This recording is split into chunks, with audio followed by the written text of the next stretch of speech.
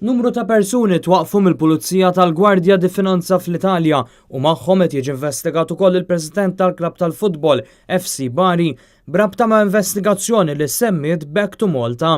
L-investigazzjoni li għadha għaddejja idwar it-tlet aħwa Cikkolella, Corrado, Vincenzo u Antonio minn Molfetta, akkużati li fallew il-grupp Cikkolella bi skop ta' frodi.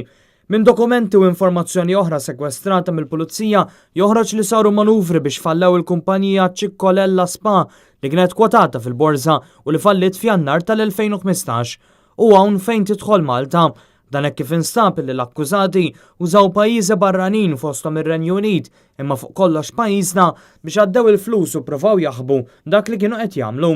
Dall'attività investigativa condotta dai finanzieri del gruppo Tutela Spesa Pubblica sarebbero già emerse alcune ipotesi di distrazione di fondi della Cikkolella SPA e conseguente riciclaggio degli stessi tramite complessi passaggi di denaro e quote societarie tra società infragruppo e soggetti operanti in Italia e all'estero, principalmente Malta e Regno Unito.